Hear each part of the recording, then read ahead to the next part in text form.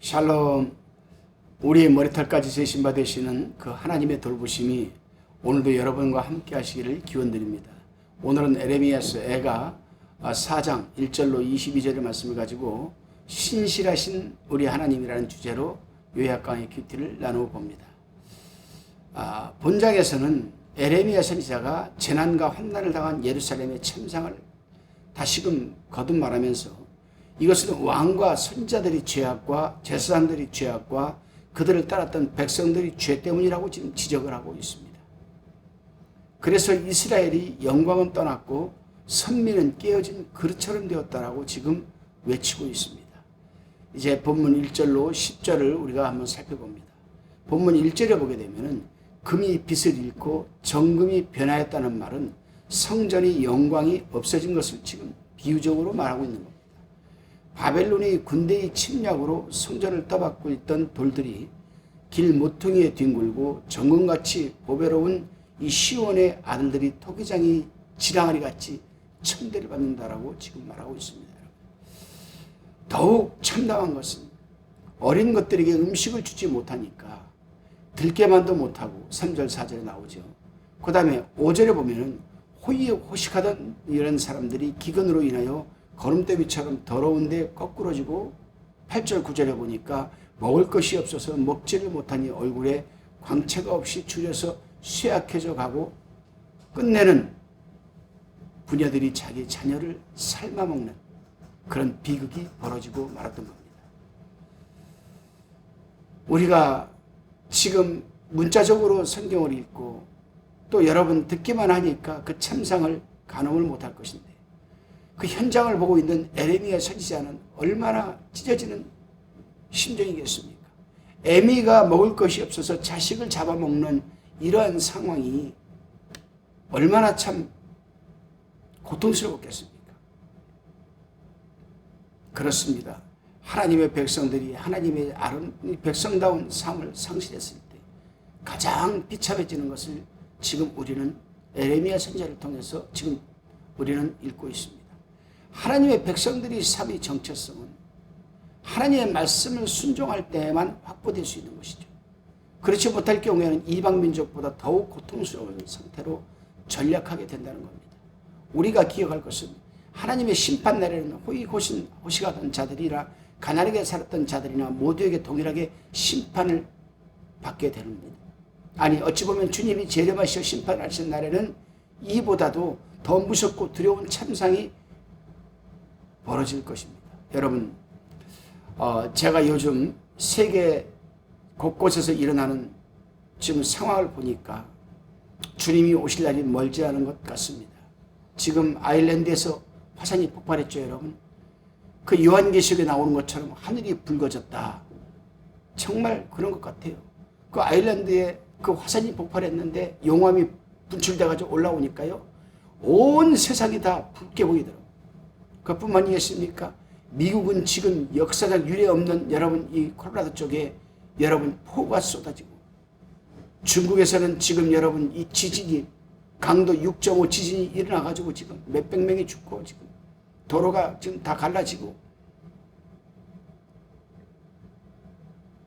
지금 이루 말할 수 없는 이상 기온으로 인해서 곳곳에서 이상한 일들이 좀 많이 벌어지고 있는 겁니다.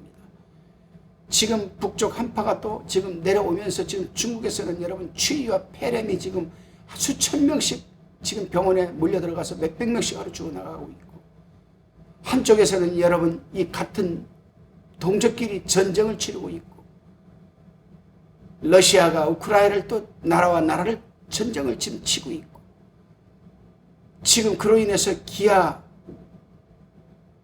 기아로 인해서 죽어가는 사람들이 하루에 수십 명씩 지금 나타나고 있고 아프리카에서는 뜻하지 않는 여러분 그 아프리카에 여러분 그 추위가 오겠습니까?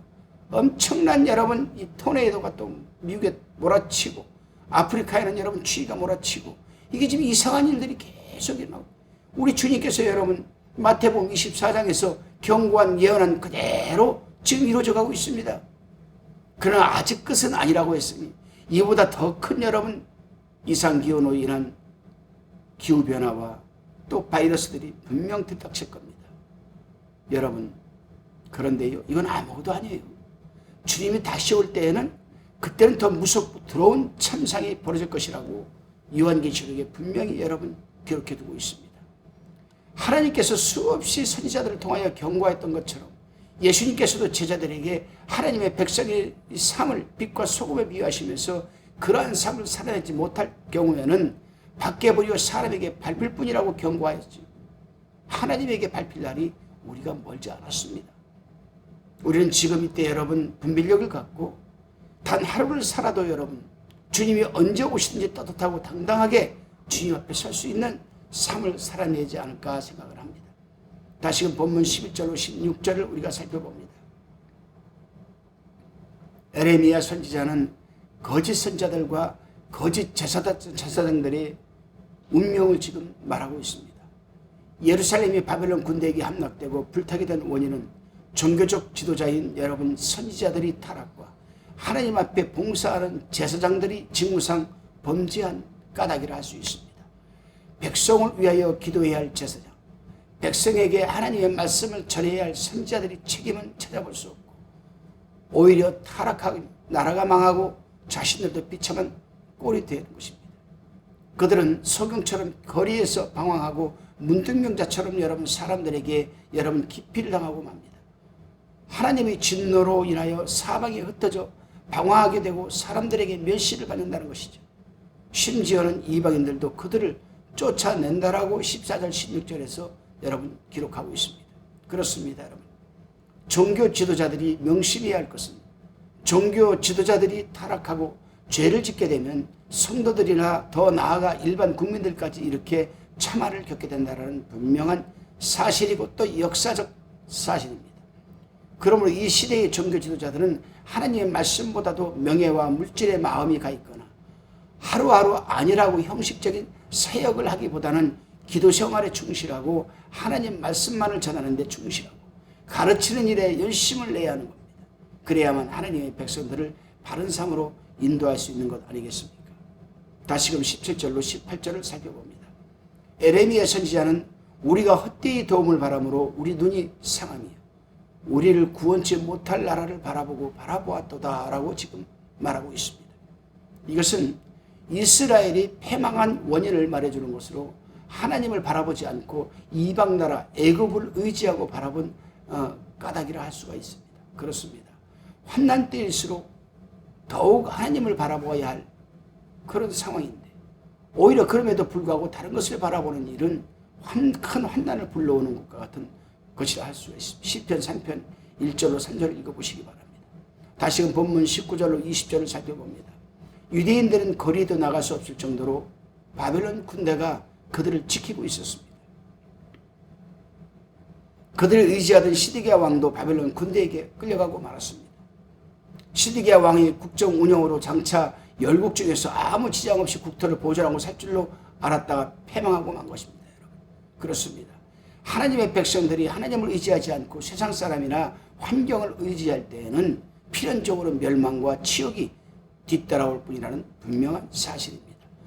다시금 21절로 22절을 살펴봅니다. 여기 에돔은 유대민족이 원수를 대표하는 민족이라 할 수가 있습니다.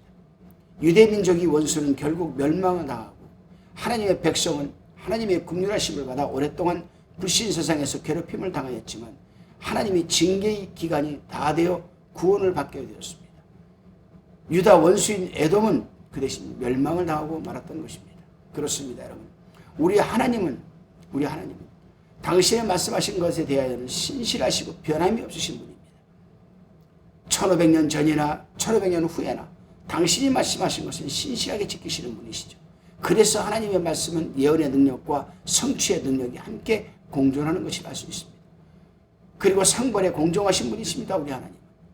그렇기 때문에 죄를 지은 자는 회개하지 않으면 반드시 그 죄값을 물으시는 분이시고 그에 상응하는 대가를 치르게 하십니다. 하지만 깨닫고 회개하는 자에게는 그 죄값을 묻지 않으시고 죄사함의 은총과 구속의 은혜를 베푸시는 분이 우리 하나님이십니다. 그 근거는 우리 주 예수 그리스도의 십자가의 공로 덕분이라 할 수 있겠습니다.